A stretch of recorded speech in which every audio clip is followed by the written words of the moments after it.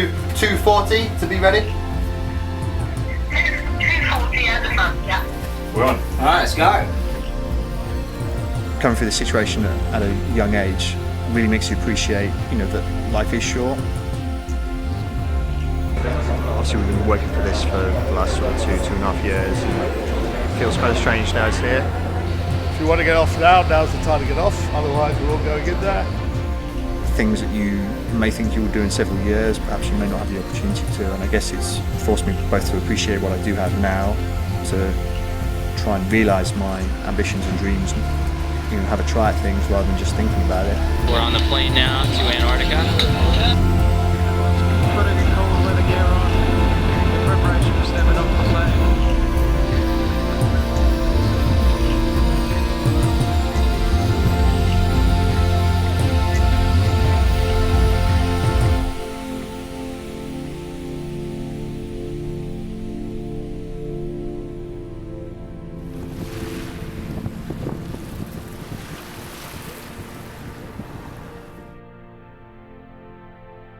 What we're going for is something particular to try and ski from the coast all the way to the South Pole.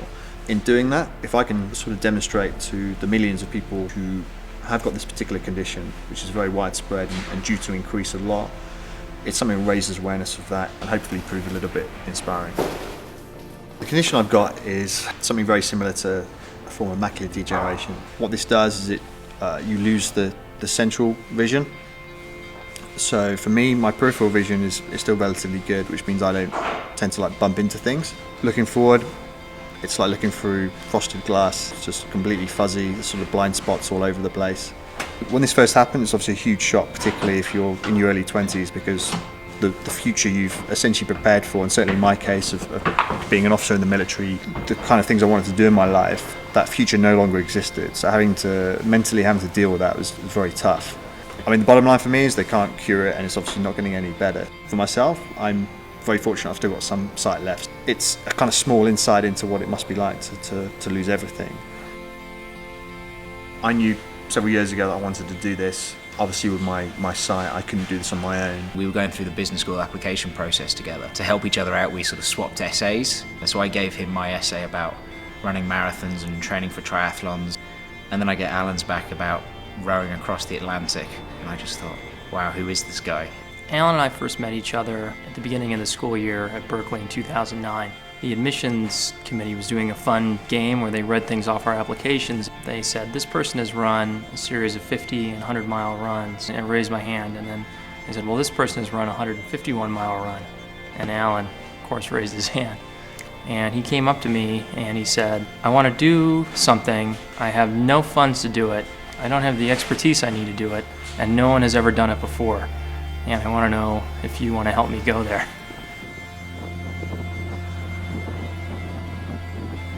You know, it's good having someone who's been to the South Pole multiple times. Hannah's been to the South Pole 5 times now. I've been a guide for 4 years on Antarctica, although I've been coming here since 2004. I'm really focused all the time on making sure that everyone is coping with the environment as they should, that they're eating enough and drinking enough. The environment itself can be incredibly ferocious. You know, quite violent storms can come through. Our wider goal is to do as much as we can for the sort of bigger picture. Obviously for these side charities, I have a very personal connection to that, but Richard and Andrew, through their friendship with me, they've had a lot of exposure to that as well. It's kind of weird, sort of 2 years of planning for this, getting everything ready. It's all going to come down to waiting for a phone call for a flight.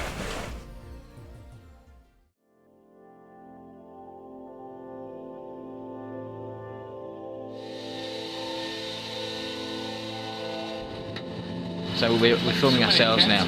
We're there with a bunch of people who looked a lot more prepared and a lot more hardcore than we were. You have this sort of big mixture of emotions, a combination of excitement, happiness, and a bit of nerves as well.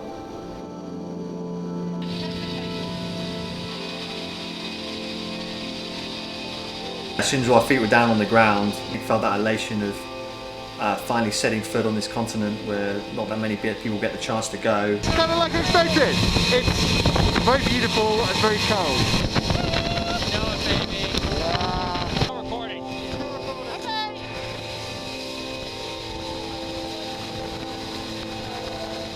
course, the wind is blowing 40 miles an hour. It's 35 below. We were picked up by these pretty beefy looking SUVs with special all-terrain tracks. We had a quick 10-minute drive to the to base camp. It was kind of late, so we tried to go to bed, but I think we were all a little bit too excited to sleep.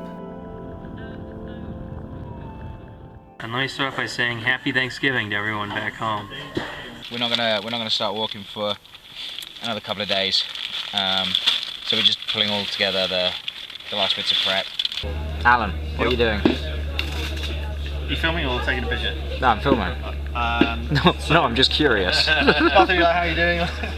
So one of the things we did when we were in camp, we had an afternoon where we could put the skis on. We're out here about a kilometre from Union Glacier, and we're practicing putting up the tents. The idea is we've split into our two pairs, so myself and Hannah and Andrew and Richard, and we're both practicing putting up the tents. I really need to know exactly where the little islets were and exactly where I put the peg, and trying to remember that and be able to do it just through feel a lot of the time, with the added constraint that obviously you're perhaps working with very hefty gloves, and you don't want to expose your skin.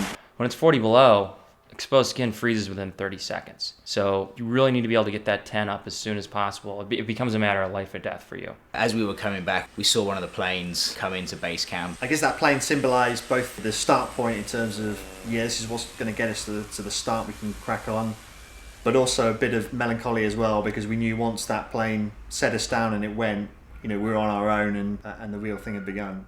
7 o'clock in the evening, we need to get out there. We need to start burning off some of this weight we've been putting on. Speak for yourself. I struggle to see too much out of the windows other than whiteness. I know Andrew and Rich were taking photographs. It just looks like the rest of Antarctica, but you're looking over the ocean. It's 100 feet of ice on the ocean. And somewhere hundreds of miles beyond it is the South Pole, and that's the dream. That's the finish. That's the goal.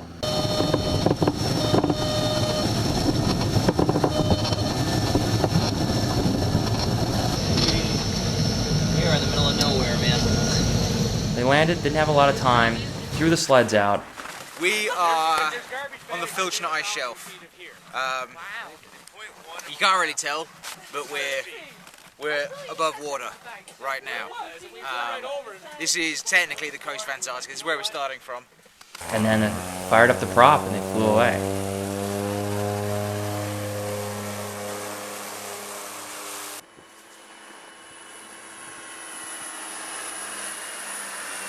The plane was gone. We watched it get smaller and smaller, and then it was so quiet.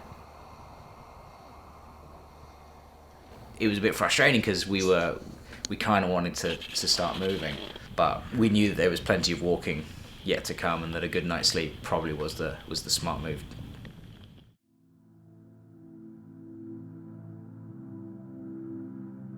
Good morning. It's our first day on the expedition. The plane just landed, and this is our first camp. Right now it's 6:30 in the morning. By 8:30 we hope to be out. I pour the last little bits of water out of our thermoses in there, and then I take a bunch of snow that Richard shoveled into the vestibule last night. I just throw that in there. And then once we have that done, we pour it into our daily morning meal emoji mix. After we're done with breakfast, what we'll do is we'll pack all this stuff up, we have to brush our teeth, and then go out there and greet the day. We had 6 75-minute marches every day. Richard, Hannah, and I would take turns leading. I wasn't navigating for obvious reasons, so whoever's taking the lead, I would be tucked in behind them. Navigation is made harder by the fact that there are no landmarks to aim at. You just basically find a lump of snow, and then you aim for that lump of snow.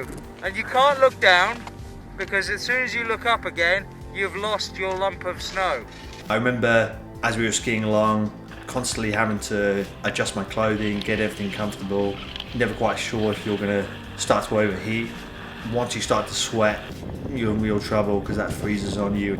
We were stopping constantly on the first day to sort of check pressure points on our feet and make sure that we weren't blistering. You would stop, you'd put on your big down jacket because you'd cool down very quickly. So you'd get out your little grab bag of of snacks for that day. They'd freeze and you had to sort of snap bits off and hope your teeth didn't shatter when you did it. It was never a relaxed meal. It was always stop, sit on your pole, grab your bag, grab your thermos flask. It was a refueling stop. So as you finished the last march, we would find a suitable patch of ground. We would break off into our 2 pairs, and then we had our own specific jobs to help put the tent up. For myself, given my situation, I was perhaps not doing the more jobs which are contingent on great eyesight, so a lot of the time I would be on latrine duty. But putting up the tents would take maybe 10-15 minutes, to get everything all bedded in. End of the first day. We've done 15 and a bit miles today. I've got a blister already, and on my back. But It's one thing for it to be cold outside, it's another thing to feel like all of Antarctica is just advancing on you in this steady wall. I mean, it blows through zippers, if your shirt is untucked, it works its way in there, it kind of gets everywhere.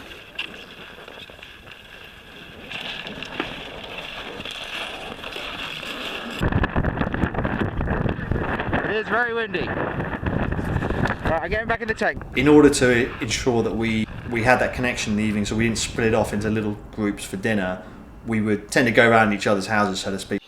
What the hell is that, Richard? This is pate. This is just fat. What are you putting it on? It's fat on Pringles. What kind of Pringles? They're late. Oh, here comes Alan. This is a friendly face. Look at that big smile. Talk me through your dinner. What you got there?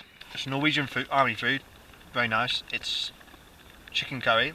Just to keep Yeah, it all. and enjoy the dirty socks. Just to keep it all. I've been wearing those for 3 days now. Hannah, what are you doing? Somebody's peed on one of the steps. We're looking at Andrew for that. I didn't pee on the step. What are you eating, Andrew? Green bag. I like green bag. Man, I eat green bag every day. It's my favorite. It's the same thing I had yesterday, beef and potato stew. The secret ingredient is 250 grams of butter. Well, yesterday I was so keen just to get some fresh water, I just picked up a lump of snow and started eating it. Probably doesn't do you any good. So talk to us about the onset of polar madness then, Alan.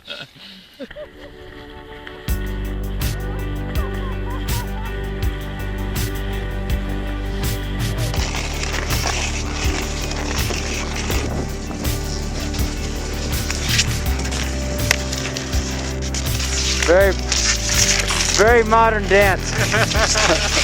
Like a snow eagle, like a snow swan. Alan is brushing his teeth with snow. I think after the first week, we started to hit a nice rhythm. Once we knew what to expect, the days started to fly by. And I think for the first third of the journey, a lot of the days were very similar. There was nothing to see. There was just 360 degrees of flat, white snow. I was really frustrated when my feet started to blister up. This is my feet at the end of day 5. That is a burst blister under there. Other than that, they were in pretty good shape today. I was angry. I was annoyed, to be honest, because I knew that it had the potential to really slow me down relative to the rest of the group. How long you been skiing now? About 10 days? 10 days. It would appear I have a blister. Is that tape on your foot? That Yeah. is skin. How does it feel? Doesn't feel great. It's morning. It's December at the bottom of the world, baby, and I'm sizzling. So sleeping in Antarctica is like falling asleep inside a backpack. That is all the stuff I slept with tonight. Last night.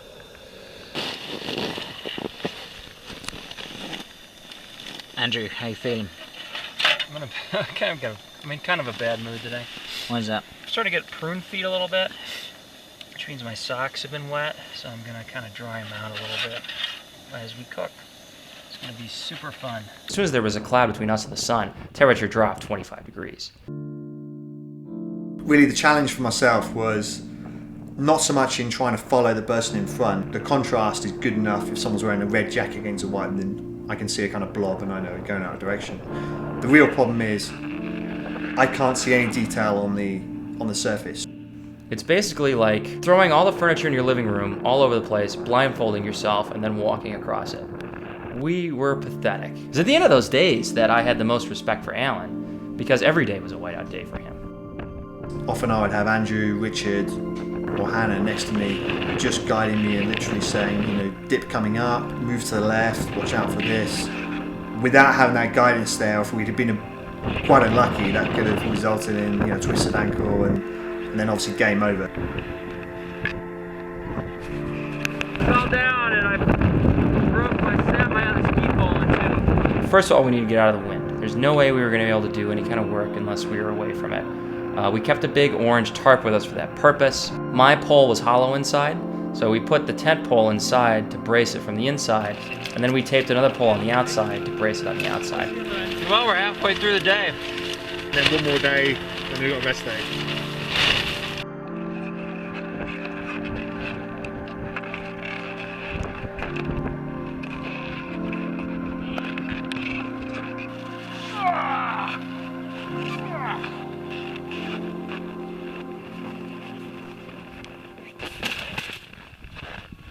It was after about 13 days and over 180 miles when we reached our first resupply point. What you're looking for is a bamboo stick with a pennant about this big tied to it in the middle of the frozen tundra. Buried in the snow was a duffel bag with extra food and gasoline. We had more items of clothes, some clean underwear, which was always exciting. We knew that when we were going to get there, we would have the best part of a day, following day to recover.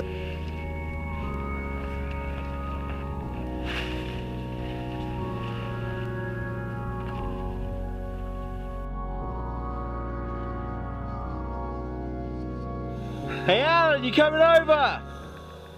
Filming the flowing locks here. You look like a monkey scratching himself. It's candid stuff. Yeah. We're just being ourselves. Like any expedition like this, it's really important to keep the morale up, and generally we try and do it by seeing who could tell the best joke, which, as you can imagine, the standards decline pretty rapidly from day one. Which is the letter of the alphabet which does not appear in any of the names of the 50 American states. Well, if you get asked a question like this, there's a song that has all the states' names in it. Can you sing it, Andrew? Oh, if the names of the 50 American states you want to know, just sing this song with me and go, go, go. In terms of states, there's Wyoming, Mexico, New Mexico, Arizona, and Texas too.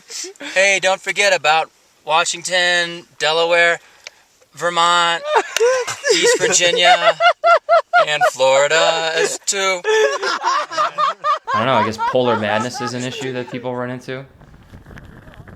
We'd also take the opportunity to use the rest days to do any of our longer calls back home. One group we talked to was a group of young students at Holywell Elementary School in England. Your mind just keeps on thinking about food, so we're looking forward to getting to the end for that. Definitely. It was great because we could speak to them real time. It was, you know, great morale boost to know that you're hopefully having this positive impact on the kids. Hi there. Yep, go ahead. Yeah, very good question. Because of where we are on the planet and the time of year, we don't get any darkness. It's light all the time. It was so neat to be able to stop and, you know, talk to these kids who are just learning about the world around them and, you know, let them know who Alan was and what he believed in and what Antarctica is like, because it's not necessarily what, you know, they might think it was. Can I ask you a question, please? Sure, Megan, go ahead. Next thing you had to look forward to was another rest day, which you knew was about 2 weeks away.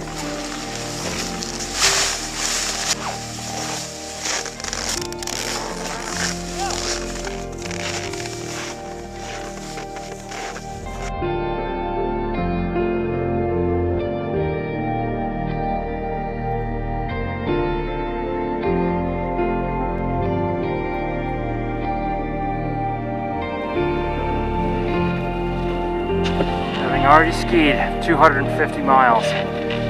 Alan still has over 300 miles to go.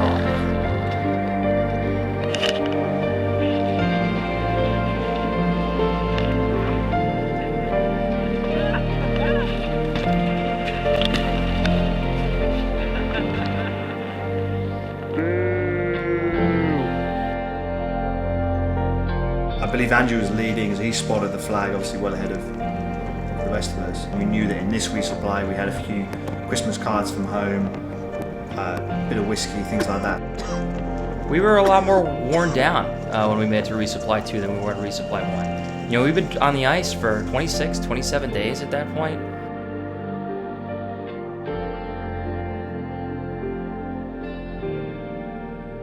Hey Alan, what are you happiest about that's in the resupply? Bread. What you got there, Richard? A big chunk of bread. And then I have got a bag of curry I'm defrosting in a pot. And they gave us a box of wine. Your eyes look very hollow tonight. I'm tired. Well, rest day tomorrow. I'm not sure whether, even if it hadn't been a scheduled rest day, whether we would have walked that day, because the winds were just howling. Hannah had built a fairly sizable latrine, you know, very deep with a great wind wall, but the weather was so bad that second rest day that the whole thing had just filled with snow. Can you believe it's the last day of the fourth week? So, if you say so. It's kind of beyond the end of the beginning, but not quite the beginning of the end. Alan and Richard were both really looking forward to Christmas. I think like 3 days in advance I started hearing about it constantly. Hey Alan, Yo, happy Christmas. Merry Christmas. We thought, well, it's going to always get snow at Christmas, and certainly not this much, so let's try and make a snowman. If we get some snow, then we can build a snowman. I think Hannah's not a big Christmas person, so obviously we decided to support that by winding her up. We wish you a Merry Christmas. We wish you a Merry Christmas. We wish you a Merry Christmas and a Happy New Year. Everyone called their families, you know, and let them know that we missed them and we were thinking about them. I love you, Esther. Take care. Don't worry. I'll be back soon. Okay, I love you so much. Yeah. Okay. Feliz Navidad. I feel like that we all, you know, got maybe the best gift of all, which was each other's company. Why did the elf put his head in the fireplace? Dunno. He was depressed. He wanted to sleep like a log. Hey! You gotta have a little bit of goofiness at the end of a long day, because when you're outside the tent, everything needs to be so serious. Weary with fatigue from his long day, Richard eats noodles. You just can't do anything without over-dramatizing it, can you? Richard's heavy bulk contains all that he has here, and hopefully all that he needs. You just can't do it. You just can't film normally, can you? Richard eats in silence, too fatigued to even acknowledge his tent mate. For the first time all day, warm steam licks Richard's face. Before it was nothing but... Sorry for the camera, Andrew. What's the problem now? After about 550 miles of skiing, I broke my binding. We're really lucky that this has happened so near to the end. You know, I don't know what it was, but I think the air was a little wetter. We all had this hacking cough. We're okay. We just got 88 nautical miles. Well, yeah, we've all got a cough because it's just because the air's so cold. 88 nautical miles, so we'll be there. We'll be there in a week. We'll be there in a week. There was one day, and it was really, really cold. When I got up early this morning, it was a complete whiteout. But now we've got this little bit of sky. Really hoping that it won't be a big whiteout today. Whenever you stop for a break, I always found that's when I got the coldest, just on the restart, because you'd been sat for a while, a lot of your sort of energy is going into now consuming food, and so your extremities just really start to feel the cold. So just got to be a bit careful about faces and things today. Because it was such a cold day, I didn't want to stop the group again. We're sitting around having dinner. Richard called Hannah over and asked her if he thought the spots on his fingers were a big deal. And her words to me were, I've seen people evacuated for less. I would like to speak to one of the doctors if possible. That brought home to me how serious this is. But he says just at the beginning of one march, his fingers were cold, he didn't really think much of it, and after 15 minutes they warmed up. And they were throbbing, they were aching, they were tingling. The skin is just sort of, not attached underneath anymore. You essentially just kill the flesh, you kill the skin. That's how people lose toes, that's how people lose fingers. That's worth it to not get evacuated. But fortunately it didn't come to that. We're celebrating New Year in 2 minutes' time, because that's British New Year, and 3 of us are British and we don't care about the other one. Yay! What have you got? What are you drinking? I don't know, what is it? Glengoyne. Is that a little ice cube you got there, Alan? No, See, no. The effect is that I'm not a huge whiskey the drinker. snow So just absorbs the whiskey. don't knock it till you tried it. 3, 2, 1, Happy New Year!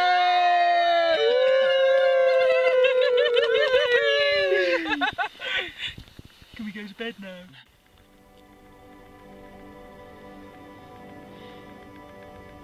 It's our last full day of marching today. We're about 30 miles from the pole, a little less than that. And today we hope to cover about 15 miles and then reach the pole sometime tomorrow afternoon. I think tonight's gonna be the last time we sleep in this stinky tent. Just go out there and get it done.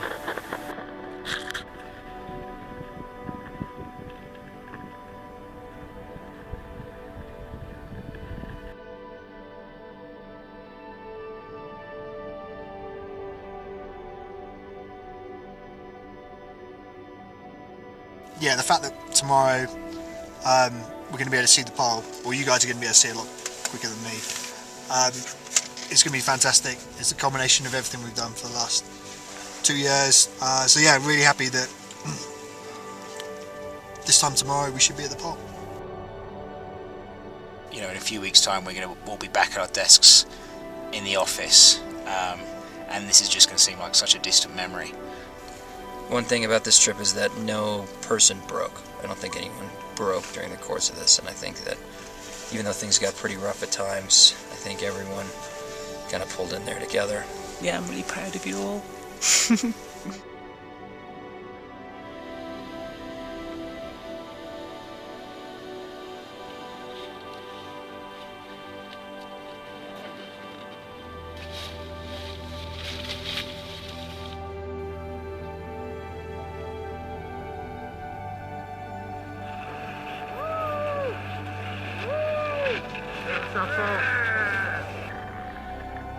South Pole Station. It's a long way away.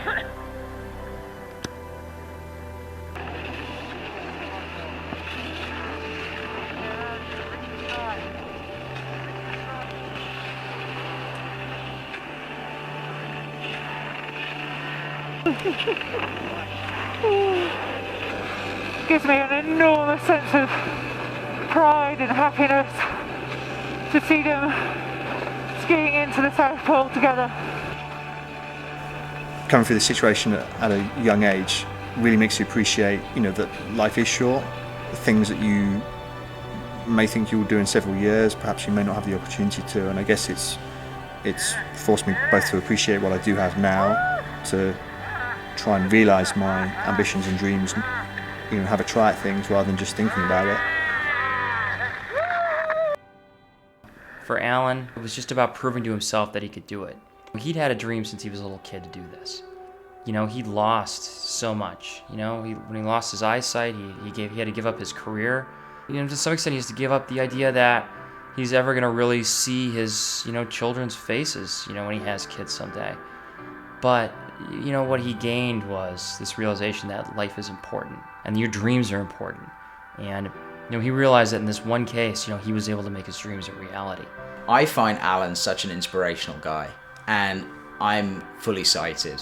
So to someone who suffers the same challenges that Alan does, to hear what he's done and to hear what he's achieved, that must be a real source of inspiration for them. So I really want to make sure that we are getting that message out to those who would most benefit from hearing it.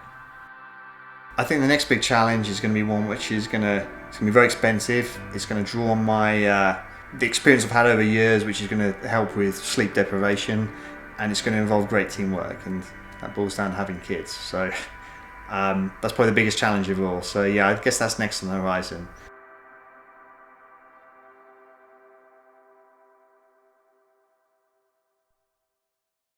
One question we get asked all the time is, what do you actually eat while you're out there? So I'm just going to walk you through one day of food for me on the expedition. Glove liners, down booties, mask and spare masks,